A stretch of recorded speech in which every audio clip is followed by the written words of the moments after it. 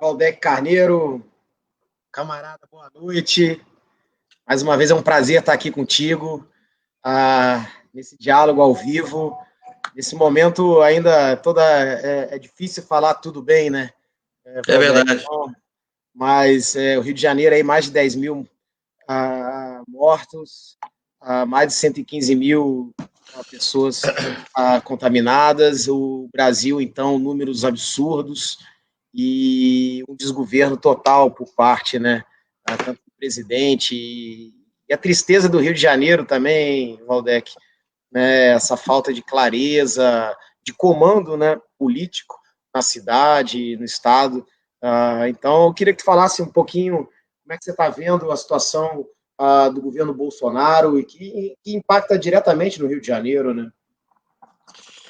Boa noite, Leonel Brizola, meu querido amigo, querido companheiro. Obrigado pelo convite para participar dessa conversa, desse papo com você. Aliás, lembrei muito de você recentemente, porque estou lendo aquele livro sobre o Marechal Lott, não é? Não sei se você viu, né? E tem várias passagens, naturalmente, que ele faz menção ao seu avô, não é? E, inclusive, no momento em que o Brizola, seu avô, estava organizando a cadeia da legalidade, Realidade. o Marechal Lott conversou com ele e deu várias sugestões para o Brizola procurar alguns militares estrategicamente ali no sul que poderiam ajudar, enfim. Então, lembrei muito aí da sua família, do seu avô, enfim, de você, né, da sua luta. Olha, Brizola, assim, eu tô pensando aqui, o que o Rio de Janeiro fez, né? Que pecado o Rio de Janeiro cometeu. Parece uma ira dos deuses, porque você veja, você tem um presidente da República, que aliás é do Rio de Janeiro, quer dizer, né, tem base política no Rio de Janeiro. O governador, eu vou aqui detalhar a situação do Estado, né, que eu não preciso nem entrar em muitos detalhes. Prefeito da capital, aí, enfim. Então, o que nós fizemos para merecer isso nesse momento de nossas vidas, enfim? Então, eu estou muito preocupado. Sair agora de um debate com alguns economistas conhecidos, né, e de quem eu divirjo em muita coisa, né? Mas foi um bom debate, né? Com Armínio Fraga, com a Eduarda Larroque e com o Sérgio Besserman, e também uma economista chamada Simone Dios. E eu estava falando o seguinte: o Rio de Janeiro hoje tem, a meu ver, três chaves para sair desse poço. Não é um poço sem fundo, mas é um poço muito profundo em que a gente se encontra. Porque, se você observar, nós estamos vivendo uma crise que tem pelo menos três dimensões. Primeiro, essa que você começou falando, não é? A crise sanitária e humanitária da pandemia do novo coronavírus. O Rio de Janeiro, o estado do Rio de Janeiro, vem mantendo desde o início da pandemia, uma taxa de letalidade que é quase o dobro da média nacional. Isso vem se mantendo. Então, a letalidade do Rio de Janeiro é muito alta, né? Ou seja, a relação entre o número de infectados e o número de óbitos. Então, essa crise humanitária e sanitária. Você tem, por outro lado, uma crise fiscal de grandes proporções no Estado. Agora, hoje saiu a notícia, acabou de sair, tem poucas horas, o Conselho de Supervisão do Regime de Operação Fiscal emitiu um parecer para que o Rio permaneça no regime de recuperação fiscal. Estava quase sendo expulso do regime de recuperação fiscal, que não é lá grande coisa, porque não tem dinheiro novo para o Estado, mas pelo menos o Estado fica livre de pagar as dívidas com a União durante um período, e isso dá ao Estado um alívio de caixa, que é o que tem permitido manter o pagamento de salário de servidor. Senão não estava pagando, não. Entendeu? E quase saiu agora, cometeu várias violações ao regime, enfim, então, agora à noite saiu a decisão do Conselho, o Rio de Janeiro se escapou, né, do cadafalso, mas a situação é muito grave. E a terceira dimensão da crise, a crise política e institucional, com essa história agora do impeachment, do processo de impeachment do governador. Um governo hoje afundado em denúncias em várias áreas, né? Denúncia na saúde, principalmente, mas também denúncias que alcançaram a ciência e tecnologia, denúncias que alcançaram a educação. Então, assim, é uma crise tríplice. E eu acho que tem três chaves. Eu acho que tem três chaves para a gente sair dela. E aí eu vou desenvolver com mais calma, que você quer me perguntar alguma coisa. A primeira chave é o enfrentamento à desigualdade. Essa é uma chave central, central, central. Não há crescimento, não há desenvolvimento econômico se a gente não fizer isso com prioridade no Rio de Janeiro, e vou detalhar. Outra chave importante é o binômio violência-segurança. Se a gente também não consegue superar isso, é muito ruim, antes de mais nada, porque a gente perde vidas. Mas é muito ruim também para o desenvolvimento econômico. Isso freia investimentos, isso inibe a atividade econômica. E uma crise na governança pública, a chave da governança pública, em que o Rio se encontra, nesse momento, um governo desidratado, se decompondo, descoordenado. Então, assim, para começar, eu faço essa introdução aqui para a gente começar agora a detalhar esses aspectos. Obrigado, Valdec. Eu só quero cumprimentar as pessoas que estão entrando, a Pacta, Wagner, do Parque Realengo, 100% Verde, uma luta dos companheiros lá através do meio ambiente para melhorar a qualidade de vida daquela turma de Realengo que sempre é bacana e tem uma luta muito aguerrida. Quero fazer esse comentário a todos que estão entrando aqui. Vai entrando as perguntas, quem quiser fazendo pergunta, vai fazendo a pergunta. Valdec, agora essa questão da pandemia revela dois problemas graves da cidade do Rio de Janeiro e do estado do Rio de Janeiro. Uma é a questão da água, né? Nós vimos essa polêmica aí nacional no Senado, que foi de fato, podem dizer que é um novo marco regulatório do saneamento, mas que de fato essa semântica trata mesmo de privatização, né? Vanderleia Nazaré, boa noite, Vanderleia.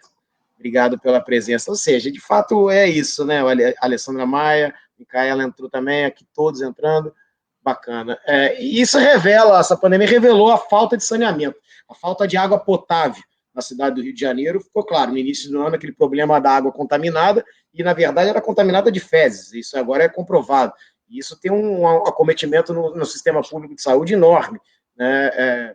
Ou seja, a cada 4 pessoas que estão ali ocupando uma maca do SUS, uma vem de problema de acometimento de falta de saneamento, diarreia, hepatite, difteria, enfim, diversas doenças, inclusive a dengue, enfim, e isso coloca. E a outra ficou grave, que é a questão do transporte público, né, Valdec? Essa privatização da entrega do setor privado, que não há investimento no transporte, as pessoas cada vez mais uma em cima da outra, como se fosse uma sardinha em lata no transporte público, extremamente precário, com poucos ônibus, o metrô também não está dando mais vazão, ou seja, essa construção também da linha, que em vez de ter priorizado linhas que vão para, ou seja, para a Zona Oeste de fato, ou então poder ser São Gonçalo, veio para a Barra, para a Zona Sul, com Pedro Moraes Barroso entrou, boa noite. Então, falta, isso ficou gritante, né? Cristiane de Paula entrou, boa noite, Cristiane. Então, isso fica gritante, essa revelação, né, da falta de saneamento, da falta de água potável no Rio de Janeiro. Como é que você vê como a questão da SEDAI, agora a tensão da privatização da SEDAI, esse dilema para enganar mais uma vez a população, que vai agudizar ainda mais a situação? Eu quero lembrar que a cidade do Cabo, Valdec, entregou a água para a Coca-Cola. O que aconteceu? Uma falta severa de água, chegando a ter que ter um lockdown por dia, ou seja, ninguém pode usar a água. Quer dizer, a água toda foi desviada para o agronegócio, para a agricultura privada, e a população encontra uma dificuldade enorme de falta d'água. Olha, Brizola, eu vejo com muita preocupação e queria começar falando sobre esse tema a partir da seguinte perspectiva. Em 1988, com a promulgação da Constituição de 5 de outubro, os estados passaram a ter autonomia para organizar as suas regiões metropolitanas. Isso é um preceito da Constituição de 88. O que fez o Rio de Janeiro a partir daí. 88, a Constituição é de 5 de outubro de 88. Em 89, no ano seguinte, o Rio de Janeiro decide extinguir o órgão estadual que fazia o planejamento das políticas para a região metropolitana, a tal da Fundrem, Fundação para o Desenvolvimento da Região Metropolitana. Isso é o governo, aliás, de triste memória para o Rio de Janeiro, é o governo Moreira Franco. Então, assim, o Rio de Janeiro passou 30 anos, aproximadamente, sem dar importância a uma das questões mais sensíveis do ponto de vista da articulação e coordenação de políticas públicas, que é a questão do eixo metropolitano. Porque na região metropolitana do Rio de Janeiro vivem algo em torno de 70% a 72% de toda a população do estado estão aqui vivendo nesses 22 municípios que integram a região metropolitana. E aí, por dentro da região, do tema metropolitano, da pauta metropolitana, sobressaem três questões, três temas centrais. O tema da mobilidade, fundamental e muito mal equacionado até hoje. Aliás, o maior exemplo disso é essa obra, que é um tapa na cara da população do Rio de Janeiro todo dia, que é o BRT Transbrasil. Desde 2000, são 7 anos, desde 2013. É bom lembrar, é herança de Crivella e de Eduardo Paes. É bom lembrar, né? Começou com Eduardo Paes, né, e continuou com Crivella, e essa obra não vai ser entregue no final do ano, não há a menor perspectiva. Então, a mobilidade, a habitação, né, e o ordenamento da ocupação do solo, enfim, a habitação, o Rio de Janeiro tem um déficit habitacional monstruoso, né, segundo os movimentos de luta por habitação, é um déficit de 500 mil unidades habitacionais, portanto, talvez algo em torno de 3 milhões de pessoas no Rio de Janeiro, 2 milhões e meio, 3 milhões de pessoas, têm dificuldade de moradia. E o terceiro tema, para chegar no ponto que você me pergunta, o tema do saneamento, que é absolutamente vital também para a região metropolitana. Quando a gente fala do saneamento, a gente fala basicamente de 4 coisas. A gente fala do abastecimento de água, a gente fala do tratamento do esgoto sanitário, a gente fala do manejo de águas pluviais e a gente fala da destinação de resíduos sólidos. São os 4 elementos que constituem, né, aquilo que nós chamamos do campo do saneamento, com destaque, evidentemente, para a questão do abastecimento de água. O Rio de Janeiro tem uma empresa estatal que é, antes de mais nada, superavitária. É bom lembrar, ela é superavitária. Ano após ano, ela fecha os seus exercícios financeiros no azul, com lucros líquidos expressivos, e a tal ponto que transfere, sob a forma de dividendos, para o Tesouro Estadual, uma parte desse lucro. Não sei se quem nos acompanha sabe disso. A SEDAI todo ano transfere para os cofres estaduais uma parte do seu lucro. A gente está falando de coisas assim na casa de centenas de milhões de reais. Muito bem. Isso já é um erro, porque todo o lucro líquido da SEDAI deveria ser reinvestido na sua operação, para modernizar os serviços, para alcançar áreas que ainda não estão devidamente cobertas pela política de saneamento e tudo mais, enfim, isso é um problema. Segundo problema, na eleição de 2018, na campanha eleitoral de 2018, você há de se lembrar, no segundo turno, o Wilson Witzel e o Eduardo Paes, os dois oponentes, se diferenciaram nesse tema. Ambos, pateticamente, ficaram disputando quem era mais próximo da família Bolsonaro. Isso é bom, todo mundo se lembra disso. O Wilson Witzel e Eduardo Paes, ambos disputando quem tinha mais proximidade, quem tinha mais familiaridade com o clã Bolsonaro. Mas, no ponto da SEDAI, eles se diferenciaram. O Wilson Witzel afirmou na campanha que, contrariamente a Eduardo Paes, não tinha planos de privatizar a empresa. Pois bem, o que ele faz? Quando ele assume o governo em 2019, ele coloca em primeiro lugar a SEDAI sob o controle do seu cacique político nacional, o pastor Everaldo, que manda no PSC. Então, ele entregou a SEDAI para o comando político desse cacique, que indicou um personagem chamado Hélio Cabral, cujo portfólio envolvia lá os problemas daquele desastre ambiental com muitos mortos de Mariana, né? Essa era a sua folha corrida, digamos assim, né? Hélio Cabral, logo no início, demite toda a memória técnica, grande parte da memória técnica da SEDAI, demite 54 engenheiros, analistas de qualidade de água, enfim, botou na rua, 54. Witzel encomenda a modelagem da privatização ao BNDES. Então, assim, ele faz exatamente o contrário do que afirmou durante a campanha eleitoral. Quando no mundo, você falou do exemplo da cidade do Cabo, né, na África do Sul. No mundo inteiro, nós temos vários exemplos, não é um, nem são dois, de cidades em países e continentes diferentes, governadas por grupos políticos que não são necessariamente, digamos, da mesma linhagem ideológica, que estão tomando a decisão de reverter o processo de privatização do saneamento.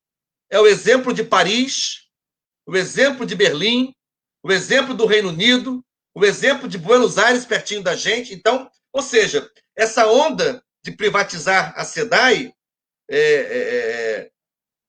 ela está, inclusive, na contramão de uma tendência mundial que é reverter esse processo que foi adotado há alguns anos por esses países, essas cidades, enfim. Então, assim, sinceramente, quem é que em sã consciência, pensando de maneira racional, ponderada, quem é que vai acreditar que o capital privado vai fazer investimentos para garantir o direito à água e ao esgotamento sanitário em rincões longínquos, em áreas de pobreza, enfim, mas não tinha na vida.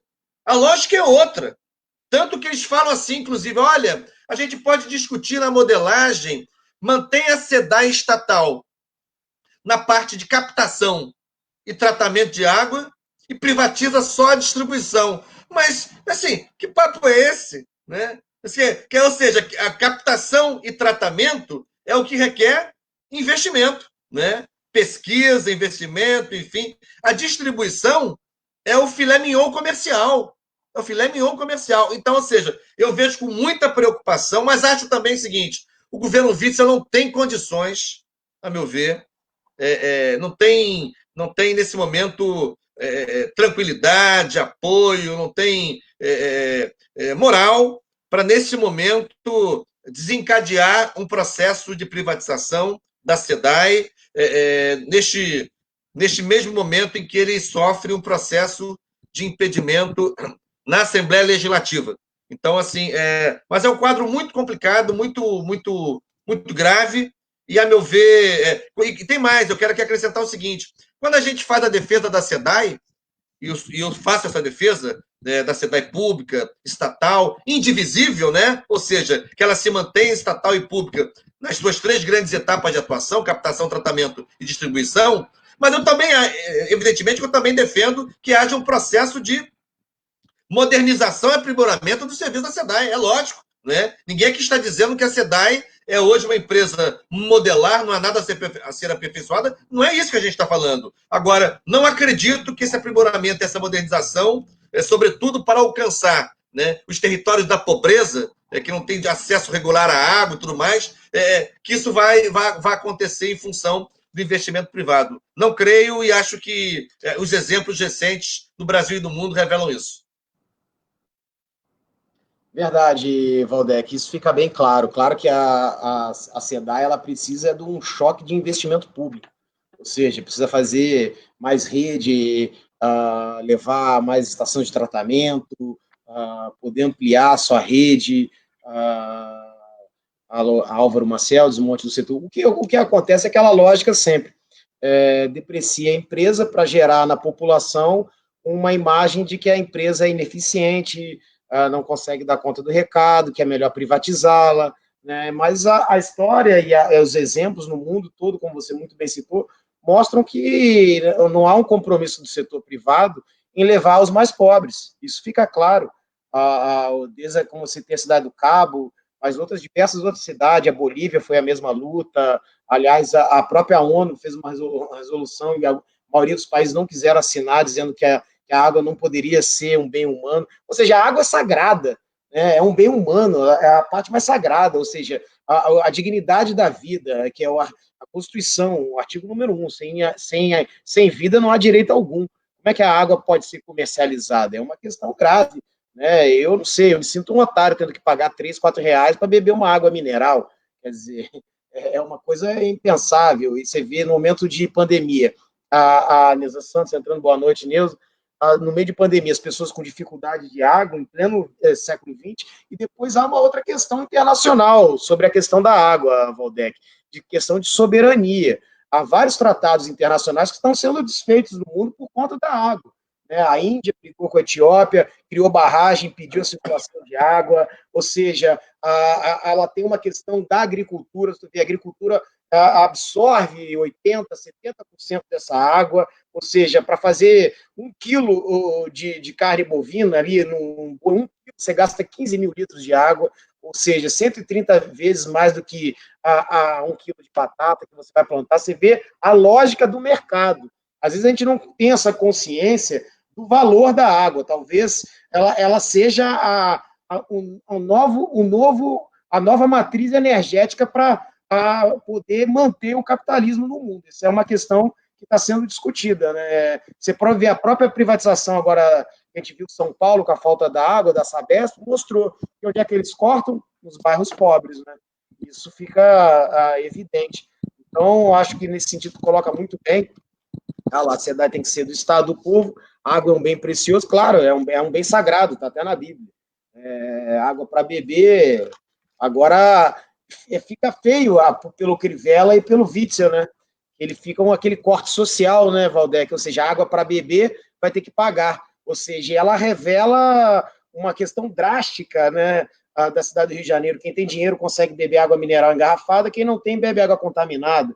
Quer dizer, que lógica perversa é essa?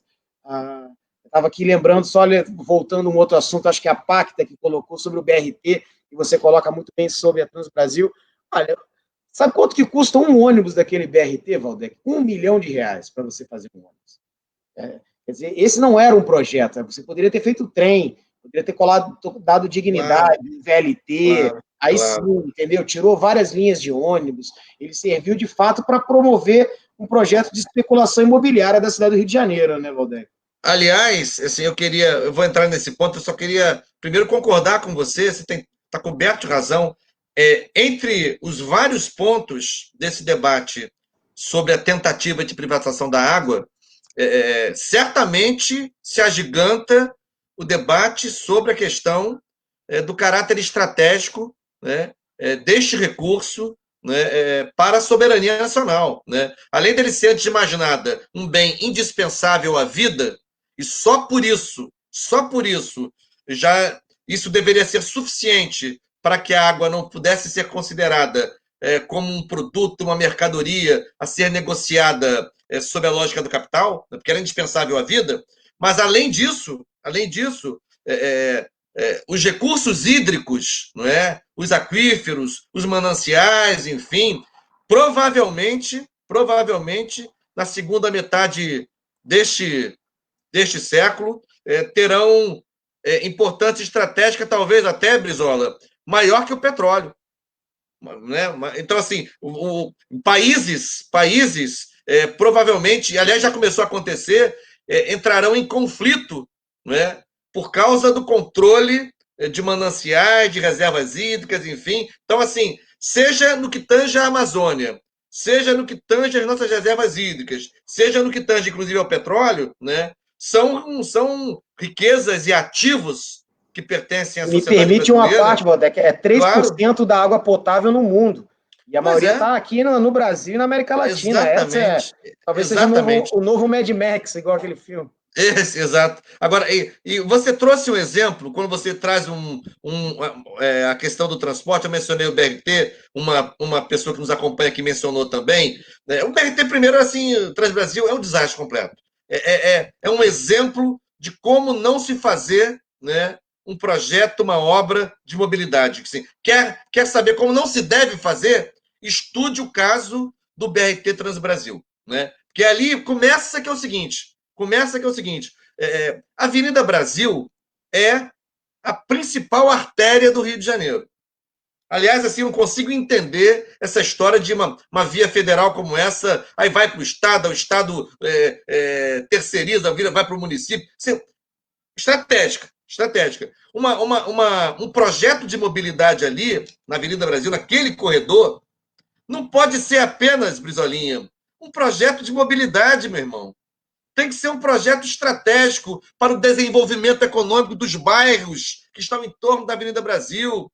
Tem que ser um projeto que trate da recomposição, um reflorestamento das reservas naturais daquela região. Não pode ser meramente um corredor de transporte. Ali era a chance de se fazer um projeto estratégico completo, global, totalizante para a Avenida Brasil. Mas mesmo não tendo sido, ficando apenas com a questão propriamente do BRT, até hoje você não tem notícia dos terminais de transbordo de Margaridas e de Missões, você não tem notícia do terminal de Deodoro, você não tem sequer, né, os pontos de parada. Então, é uma vergonha. É uma vergonha. E aí, nesse campo do transporte, a gente tem um exemplo de como funciona a lógica das empresas que operam serviços que eram originalmente públicos e passam para a regência, o comando, a operação privada. Supervia. Eu estou agora... Amanhã tem uma audiência pública na LERJ sobre isso. Inclusive, se você puder participar da Comissão de Transportes, sobre a questão dos modais de transporte no Rio, mas, em particular, eu provoquei um debate na semana passada, porque a Supervia, olha aí, a Supervia, a pretexto de fazer uma espécie de integração dos seus ramais, a Supervia decidiu fazer o seguinte: olha, eu vou integrar o ramal Central Santa Cruz com o ramal Central Deodoro. Vai ser agora um ramal só por enquanto. O que ela fez? Agora o cara sai de Santa Cruz e acaba com a linha expressa. Não tem mais linha expressa. Então, o cidadão, a cidadã, sai de Santa Cruz, extremo oeste da cidade do Rio de Janeiro, para a central do Brasil, são 34 paradas. 34 estações até chegar à central do Brasil. Isso dá um tempo médio entre 2h20 e 2h30. Uma perna só para ir. Então, esse trabalhador, essa trabalhadora, está levando agora algo em torno de 4h40, quase 5 horas. 5 horas para ir e vir do trabalho, né, nesta nova lógica imposta pela Supervia. Eu, inclusive, apresentei um projeto de lei na LERJ essa semana, aliás, semana passada, para assim, disciplinar esses processos de mudança de itinerário, mudança de grade de horário, que as concessionárias agem como se fossem, e na prática são, né, como se fossem donas do Estado. Decidem mudar, não consultam ninguém, né, não consultam a população, não consultam o usuário. As autoridades que deveriam supervisionar, regular, fiscalizar o serviço, agem como se não fosse com elas, né? O que faz a AGETRANSP? A AGETRANSP permite que a Supervia mude os horários? Não faz nada. Não tem nenhuma declaração. Você está entendendo? Então, esta é a lógica da privatização, né? Os serviços estão prestados em função da relação custo-benefício para quem presta o serviço, em função dos padrões de rentabilidade e assim, a qualidade do serviço, o conforto, a segurança, a assiduidade. E isto vira um detalhe. Quer que dizia que no futebol que o gol era um mero detalhe, né? Alguém falou assim, o gol é um mero detalhe. Assim, para as concessionárias, o conforto, a segurança, a pontualidade, enfim, é um mero detalhe, né? O que é central é que o serviço seja rentável. Então, assim, imagina isso no caso da água, né? Imagina o exemplo que você deu ter que fazer lockdown, uma cidade o dia inteiro, sem poder usar água para beber, para escovar o dente, para tomar banho, porque agora, você está entendendo? Então, assim, é um caminho para o precipício. E o Brasil ele tá num rumo muito perigoso, né, Valdec? Eu estava vendo aqui a fuga de capitais gritantes no país. Ou seja, eu vi 29 empresas que operam, que trabalham com questão de sistema financeiro, que operam comprando títulos, enviaram uma carta ao governo brasileiro. Se eles não melhorarem suas políticas públicas para a questão do meio ambiente da Amazônia e da questão dos direitos humanos, eles vão parar de investir nos títulos públicos do governo. Ou seja, o governo Bolsonaro ele já entra antes da crise descendo ladeira abaixo, com a economia negativa. Ou seja, e o dólar subindo lá em cima, fechando empresas, isso mostra, e aí entra a pandemia, de fato, nós temos aí um cenário de desastre total, né, de não combatermos a pandemia. A gente não tem ministro da saúde, até agora. Que loucura! Olha o que é o ministro da Educação, entra um, sai outro, não há uma política pública. Meu Deus, ou seja, meu Deus. É uma ausência completa de projetos, porque você entra no governo, você é eleito, seja de qual vertente você representa, você tem um projeto, você coloca o projeto em prática, tem um calendário, um cronograma físico-financeiro, é uma ausência total. E no caso do Bolsonaro, na relação com o Rio de Janeiro, né, que o nosso debate aí tem essa provocação de trazer um pouco o governo Bolsonaro. No caso do Bolsonaro, na relação com o Rio de Janeiro, tem assim alguns elementos que precisam ser divulgados mais amplamente para as pessoas refletirem sobre isso. Eu acho que o pior dano, né, provavelmente o pior dano que o Bolsonaro traz para o Rio de Janeiro é a relação escabrosa que essa família tem com as milícias, né? Mal explicada, nunca esclarecida. Isso, sem dúvida alguma, é um dano gravíssimo. Mas, além disso, tem coisas que estão ao alcance do Bolsonaro e que poderiam ser feitas para ajudar a economia do Rio de Janeiro, mas que ele não faz. Vou dar 2 exemplos. Nós perdemos de 80% a 90% dos empregos que o Rio de Janeiro tinha na indústria naval. Perdemos. Né? Perdemos. No Rio de Janeiro, em Niterói, em São Gonçalo, em Angra dos Reis, perdemos. Desde o golpe de 2016, a Petrobras adotou uma nova orientação e, pouco a pouco, foi suprimindo a chamada política de conteúdo local, que foi determinante no início dos anos 2000 para que os empregos voltassem na indústria naval, não só do Rio de Janeiro, como do Brasil inteiro. Ora, isto está ao alcance do Bolsonaro, né? A Petrobras é uma empresa de capital misto, porém controlada pela União, né? Isso está ao alcance do governo federal dizer, olha, Petrobras, a diretriz é retomar, ainda que gradualmente, a política de conteúdo local para voltar a gerar trabalho, emprego e renda no setor naval no Rio de Janeiro e nos outros estados brasileiros. Ele não faz isso, ao contrário. Segunda coisa que estava ao alcance dele, nesse mesmo setor. Olha, e na área militar, hein? Em fevereiro desse ano, a Marinha decidiu fazer 4 embarcações, 4 corvetas, salvo engano, num estaleiro lá em Santa Catarina. Olha aí. Santa Catarina. Né? Investimentos superiores a 6 bilhões de reais. 6 bilhões de reais. São 4 navios, salvo engano, 4 corvetas. 6 bilhões de reais. Vão gerar, lá em Santa Catarina, 2 mil empregos diretos e 6 mil empregos indiretos. Nós estamos falando de 8 mil empregos até 2028, que é o prazo que tem para fazer a entrega dos 4 navios, né? Então, ou seja, são 8 anos com geração de cerca de 8 mil empregos, investimento de 6 bilhões de reais. O presidente não moveu uma palha em defesa dessa encomenda para estaleiros do Rio de Janeiro. Então, assim, é importante que as pessoas entendam, né? O que está acontecendo, o Rio de Janeiro não vai sair desse buraco, não tem como sair, Brizola. Não sai desse buraco sem o Brasil.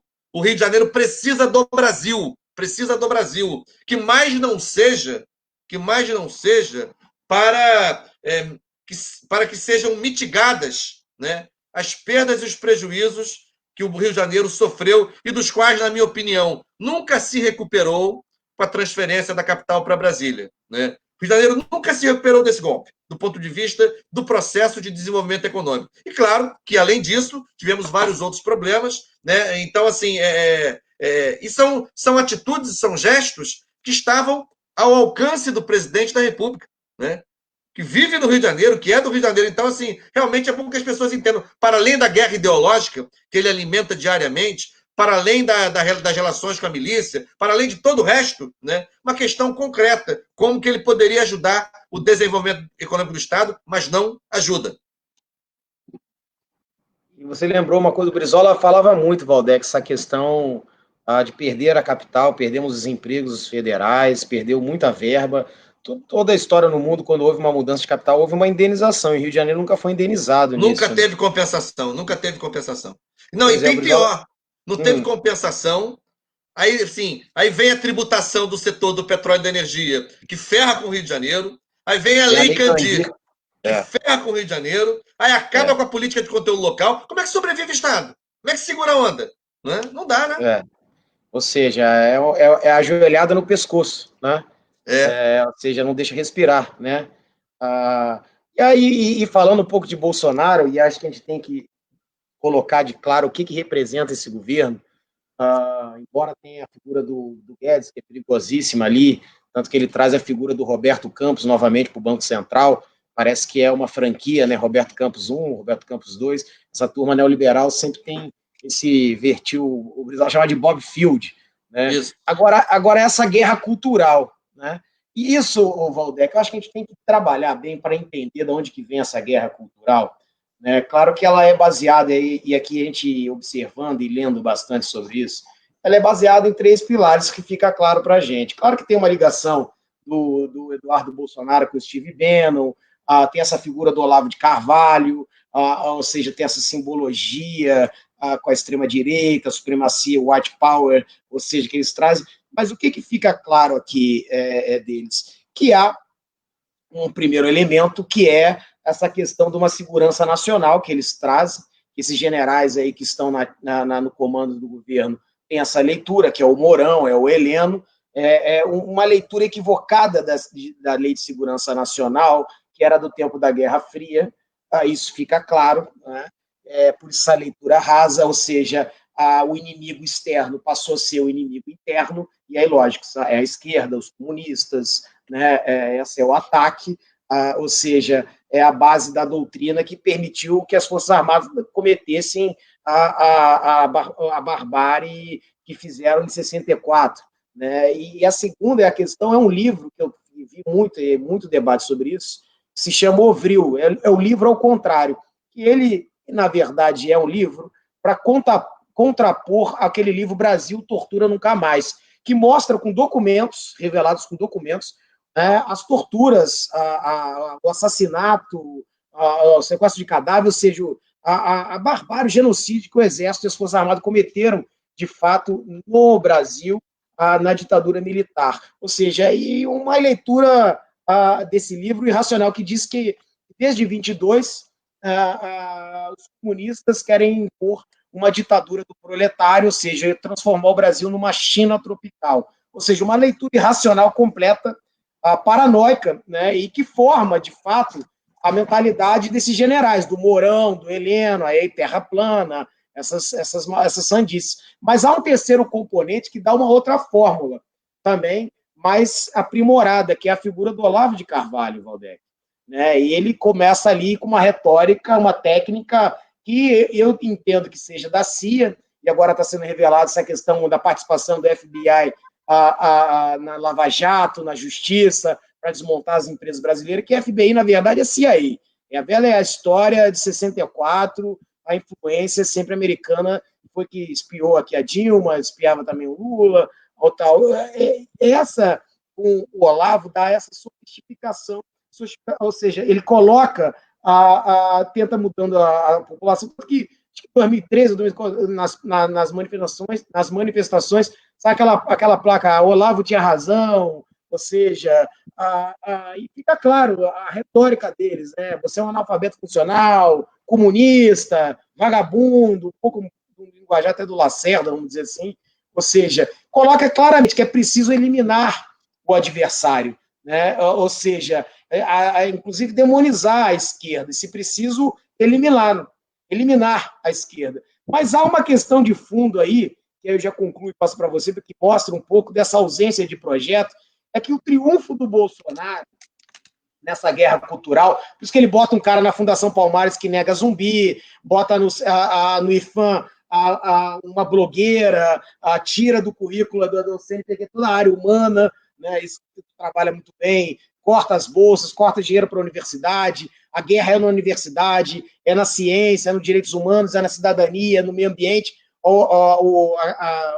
ministro do meio ambiente vão passar a boiada, que agora está a Covid, ou seja, o avanço nessa questão.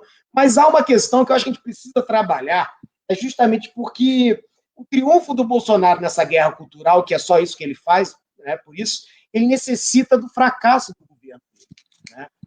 Para tu ter, você precisa de dados objetivos, para de fato, para você governar, né? Mesmo que nem o Eduardo Paes fez, rasgou a cidadão, mas ele tinha um projeto ali, tinha dados objetivos, o BRT vai fazer assim, o Porto Maravilha é assim, seja, uma porcaria, especulação imobiliária, mas era um projeto, tá entendendo? Esse tem uma ausência total, ou seja, de fato é vazio, né? E precisa criar inimigos constantes para que possa fazer essa retórica do ódio, porque o Olavo dá essa característica, ele dá ao bolsonarismo, que é ágrafo e acéfalo, ele dá uma retórica do ódio, né, que talvez a gente não tenha feito adequadamente essa leitura, né, mas é que a gente precisa combater. Você traz um elemento que desmobiliza eles, de fato, quando você coloca essa relação promíscua do Bolsonaro com as milícias, com Queiroz, né, o filho dele homenageia um assassino 3 vezes, não é uma vez, homenageou 3 vezes, né, com moções e depois com a medalha Tiradentes, ou seja, essa é uma retórica deles que a gente precisa enfrentá-los, porque eles não trazem nada de produtivo. Né, Valdec, eu queria que tu falasse um pouco, porque há um ataque à cultura, quem nós somos, de onde nós viemos, né? É um ataque à nossa essência, aos nossos mortos. Essa, de fato, é um ataque à nossa cultura. Então, é bom lembrar que, além de prestar homenagem ao miliciano assassinado, na minha opinião, como queima de arquivo, o Adriano Nóbrega, né? Além de homenageá-lo, empregou por vários anos sua mãe e sua mulher. Né? Não foi só homenagem, não. A mãe e a mulher do Adriano Nóbrega estiveram empregados no gabinete do Flávio Bolsonaro por muitos anos. Mas eu queria Brizola, primeiro que este astrólogo e filósofo autodeclarado Olavo de Carvalho, assim, tem uma escola de formação que é uma espécie de Midas às avessas, né? Que o rei Midas tinha aquela propriedade, né? De onde punha a mão, virava ouro, né? Pelo visto, onde Olavo Carvalho põe a mão, vira fezes, porque assim os personagens oriundos da escola do Olavo de Carvalho, que a gente tem conhecido na vida pública, por exemplo, no MEC você viu aquele Vélez Rodrigues. Ele não sabia nem onde estava, né? Tão perdido, estava tão pateticamente perdido, que não sabia nem onde estava. Depois vem o Abraham Weintraub com todo o conjunto de pérolas que nós sabemos. Né? Nas relações exteriores, esse Ernesto Araújo, assim, eu não sei dizer, mas eu acho que assim, o maior constrangimento, é a maior vergonha que o Brasil passou desde a instituição do Itamaraty. Acho que nunca o Brasil passou tanta vergonha nos fóruns internacionais representado por esse senhor. Agora, eu acho, porém, que essas figuras que estão entre os principais produtores de pérolas do governo Bolsonaro, ao lado também daquela ministra Damares, enfim, tem esse componente da guerra ideológica, né, da disputa ideológica, da provocação ideológica, mas eu acho que tem por trás disso, na minha opinião, tem um projeto, sim, tem um projeto. Tem um projeto que, a meu ver, se materializa de maneira muito clara na agenda que o Paulo Guedes tenta imprimir, né? Assim, o governo Bolsonaro é um governo que está completamente ajoelhado e a serviço dos interesses do capital transnacional, né?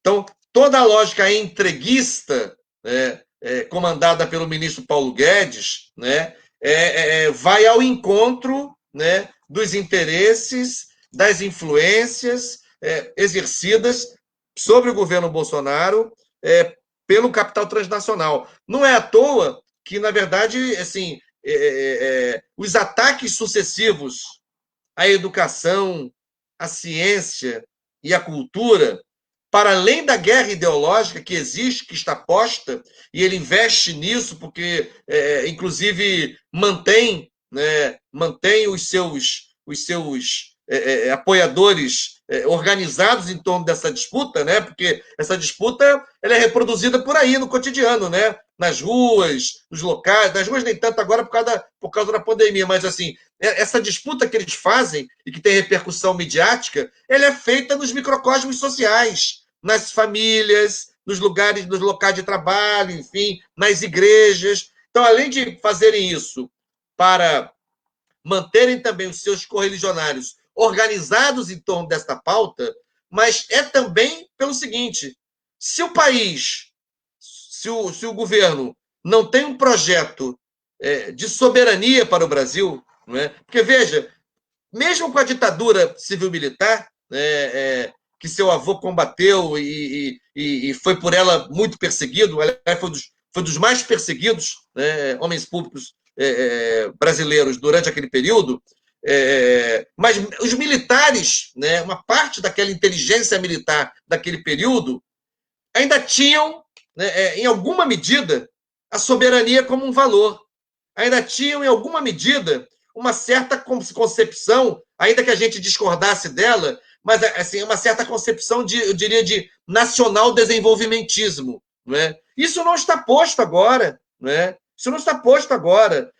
Na verdade, é uma lógica neocolonial, é uma lógica de subalternidade assumida. Bom, se é assim, não faz sentido, realmente, dentro dessa lógica, não faz sentido investir em ciência, em tecnologia, em inovação. Então, o ataque às universidades, o ataque à ciência, o ataque aos professores e pesquisadores, né, se explica por isso também, né, porque não faz sentido nesse projeto investir recursos, né, proteger, zelar, organizar assim, equipamentos públicos, assim, órgãos públicos assim, que são fundamentais para a construção de um projeto que passa pelo conhecimento, pela inovação tecnológica, pelo desenvolvimento de tecnologias. Se não tem essa perspectiva, né? Então acho que tem a disputa ideológica, tem a guerra ideológica, tem a guerra cultural, mas tem também uma compreensão de que esse tripé, educação, ciência e tecnologia, ainda mais porque é justamente o tripé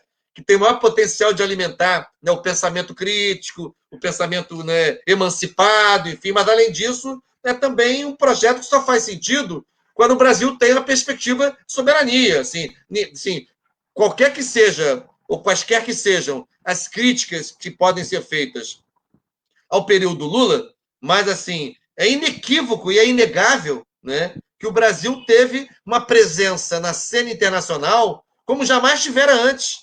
Como jamais tivera antes. Né? Então, assim, organizando, por exemplo, os países do chamado eixo Sul-Sul, organizando melhor a integração da América Latina, ampliando as relações diplomáticas e comerciais com a África e com a Ásia, enfim. Então, assim, isso hoje o Brasil é um país completamente subalternizado e atrelado aos interesses e às diretrizes dos Estados Unidos, que, no entanto, passaram a assim atacar e criticar o Brasil, né? Essa é a contradição interessante. O Trump decidiu, nos últimos tempos, fazer várias menções e declarações depreciativas ao Brasil, ao governo Bolsonaro, enfim. Então, assim, é isso. Eu acho que tem um projeto de subalternização que a agenda do Paulo Guedes materializa de forma muito clara. É uma agenda extremamente perigosa. Você falou muito bem, Valdec.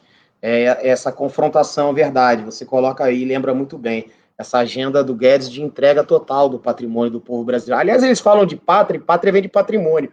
Como é que eles podem falar de pátria vendendo o patrimônio do povo? É uma coisa assustadora, vamos dizer assim. E você coloca muito bem, porque o que tem sustentado muito esse governo é o agronegócio e a fármaco. Tanto é que os outros ministros que estavam ali, o Mandetta era dos planos de saúde, o Tec era da indústria fármaco, e agora está um general ali para intermediar e ocultar os dados de fato, e o que tem colocado no Brasil é um isolamento perante o cenário mundial. E quando você fala que o Rio de Janeiro não sai dessa crise sem ajuda do governo federal, e a prefeitura também é a mesma questão, o Brasil não sai dessa crise sem uma ajuda externa. E como é que a gente vai ter essa ajuda externa, que poderia ser dos BRICS, como você relacionou muito bem, o governo Lula e Dilma faz essa aliança, esse contraponto ao imperialismo norte-americano, esse domínio dos Estados Unidos aqui na América Latina, ele faz a unidade latino-americana. Pô, me lembro que os generais do Brasil conversavam com os generais da Argentina, do Uruguai, tinha uma reunião dos generais das Forças Armadas da América Latina. Quer dizer, olha a grandeza e a profundidade das discussões e a visão para frente, né, de imagem do país. Então, como é que a gente vai sair de uma situação dessa? Né? E aí você olha, já estamos chegando ao final, você conclui, eu queria te fazer essa ligação, porque cada vez fica mais claro o golpe dado no país. Né? Fica mais claro, ou seja, vamos dizer assim, quase uma quadrilha ali da Lava Jato, com um projeto claro, com interferência dos Estados Unidos, mostrou claramente a mão dos Estados Unidos, seja por agentes do FBI, que deve ser, no fundo, é tudo CIA, né? Com um juiz que manipulou ao arrepio da lei, ou seja, a própria FBI fez investigação em solo brasileiro, que é ilegal, sequer passou pelo Ministério da Justiça. Destruiu a indústria naval, que você coloca muito bem aqui, ou seja, o Rio de Janeiro foi extremamente prejudicado pela Lava Jato. Perdemos aqui centenas, milhões de empregos e a destruição das empresas de ponta. A gente não está fazendo empresinha aqui, não. Estamos fazendo empresa de tecnologia de ponta. O Rio de Janeiro tem uma expertise em engenharia naval de ponta.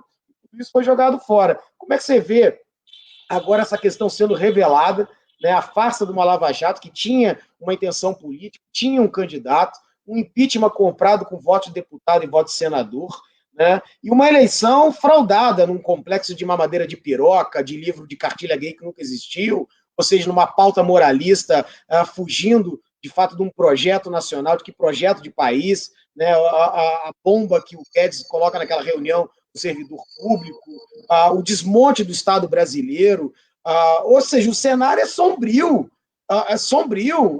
e ainda agora a entrega da água, ou seja, que é uma questão de soberania, como você coloca, que a questão energética que vai substituir o petróleo para podermos passar para a biomassa, ou seja, toda a cadeia produtiva ela precisa de água. Sem água você não faz cadeia produtiva nenhuma. Toda a eletricidade, toda a indústria, toda a entrega, ou seja, ela precisa da água. Né? E quando você pega uma economia de exportação, agropecuária exportação, eu não estou só exportando gado, eu não estou exportando só a soja crua, eu estou exportando também um bem, um recurso natural, que é a água. Então, Brizola, eu queria, para fechar, tocar aqui em dois aspectos. Primeiro, você mencionou, eu acho que é um exemplo dos mais marcantes desse momento da política externa brasileira, né, nos 8 anos do Lula e nos 4 anos da Dilma, que é a questão dos BRICS. Né? Se você observar os BRICS, eu diria o seguinte, nunca um movimento geopolítico assustou tanto os interesses do capital internacional, assustou tanto, né, assim, o poderio dos Estados Unidos como a organização dos BRICS. Porque, primeiro, você tem nos BRICS uma distribuição geopolítica interessante. Você tem um país muito, muito forte na América Latina, que é o Brasil, né? Você tem um país como a China, né, que já estava se delineando como principal concorrente econômico dos Estados Unidos. Você tem a Índia também, com muito investimento em tecnologia. Você tem a África do Sul, que, portanto, poderia liderar um processo, um polo de países na chamada África subsaariana. E você tem a Rússia, não é, que tem um papel há muito tempo geopolítico importante, né, na Ásia, mas uma Ásia próxima da Europa. Então, a Rússia repercute também sobre a Europa em alguma medida. Então, essa montagem dos BRICS era realmente assustadora. E se tornou ainda pior quando os BRICS decidiram criar um banco de investimento, um banco de desenvolvimento internacional, né? Porque, na verdade, aí atinge o âmago do poderio econômico dos Estados Unidos, sobretudo, né, e dos países, digamos, mais importantes do capitalismo ocidental, porque controlam os dois líderes, como eu chamo, os dois líderes da agiotagem internacional, que são o FMI e o Banco Mundial, né? A criação do Banco dos BRICS confronta diretamente. Imagina se os BRICS passam a ser, sob uma outra perspectiva, os principais agentes financiadores do desenvolvimento na América Latina, na Ásia, enfim, na África. Ou seja, então é muito importante entender isso, esse movimento geopolítico. E eu queria também lembrar o seguinte, para a gente não deixar de não terminar sem falar do Rio de Janeiro. Eu acho que o Rio de Janeiro, o estado do Rio de Janeiro, a capital, tem potenciais pouquíssimo explorados, né, do ponto de vista das perspectivas de desenvolvimento econômico. Quando nós tivemos um momento de certo boom, de certa euforia na cadeia do óleo e do gás, infelizmente o Rio de Janeiro não aproveitou esse momento para diversificar o seu projeto estratégico de desenvolvimento. Ao contrário, nós teve assim cidades que começaram a nadar em dinheiro e que decidiram pegar esse dinheiro para fazer, por exemplo, calçadão de granito, né? Esse aí foi emblemático, né? Como foi o caso, por exemplo, de Rio das Ostras, né?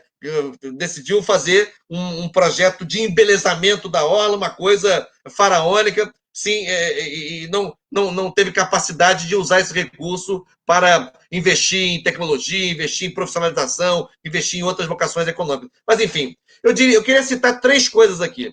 Uma, o Rio de Janeiro é a terra do SUS e da Fiocruz. Nós temos tudo, né? Tudo. Temos quadros, temos tecnologia, temos tudo para virar um grande polo industrial na área da saúde. Isso é muito importante, por um lado, para dar sustentabilidade ao SUS, e a pandemia revelou, por um lado, que o SUS, que muitos querem desmontar, inclusive o Mandetta, que era adversário histórico do SUS, o SUS é fundamental, né? Aliás, assim, se os dados do Brasil seriam muito piores se não fosse o Sistema Único de Saúde, não tem dúvida, né? Mas a pandemia demonstrou também que o SUS não tem sustentabilidade para coisas elementares. Por exemplo, nós temos total dependência para a produção de equipamento de produção industrial, de proteção industrial. Nós temos total dependência para luvas, né?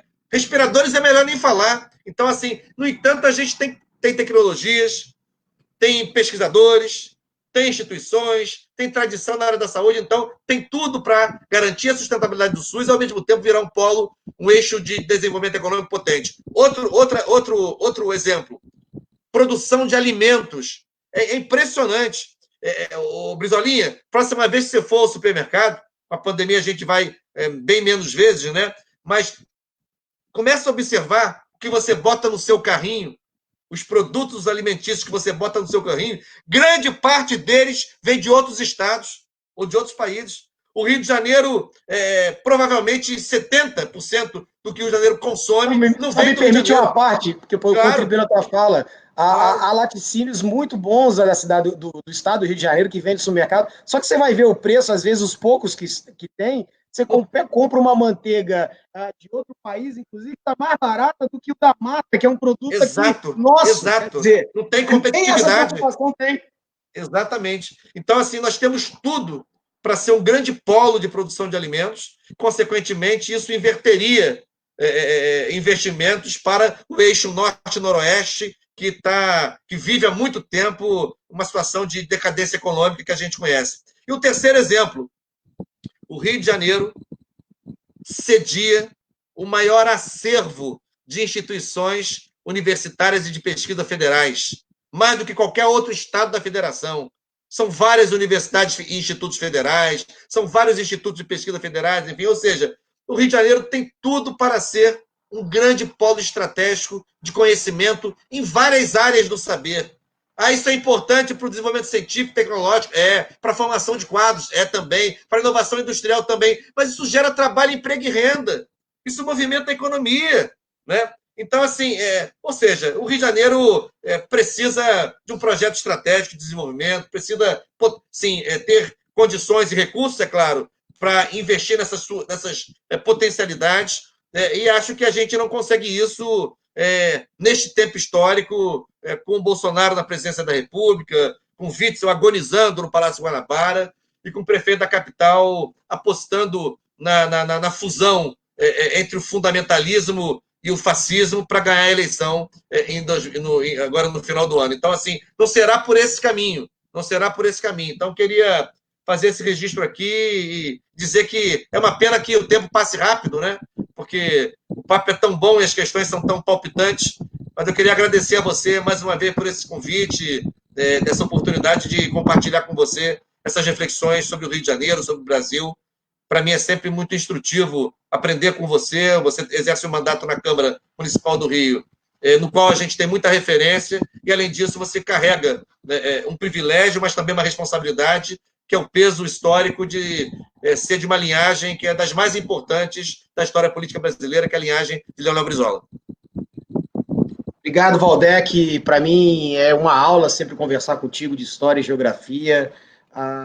Tenho muito orgulho do Rio de Janeiro ter um deputado do teu quilate ali na Assembleia Legislativa, e você traz esses elementos importantíssimos. O Rio de Janeiro está precisando de alguém que exerça o poder político para promover essa riqueza do Estado, que nem você coloca muito bem, a riqueza da Farmanguinhos, da engenharia naval, da indústria de alimentação, ou seja, da agricultura familiar, e que tu trabalha muito bem com isso. Então, quero te agradecer, lembrando aqui, você lembrou muito meu avô, e eu, antes de ser neto, sou um profundo admirador da coerência e da coragem do Brizola. Eu acho que é justamente esse fio da história que nós precisamos resgatar, nós precisamos fazer essa anamnese, conversar com nossos mortos, para que a gente possa enfrentar esse obscurantismo aí, viu, Valdec? Você está de parabéns, você é a linha de frente na defesa do Estado e do país aí. Quero te agradecer por essa live, vamos retomar mais outras lá na frente, que é muito proveitosa, viu? Valeu. Agradeço a todos que entraram aqui, o Wagner, todos que colocam, a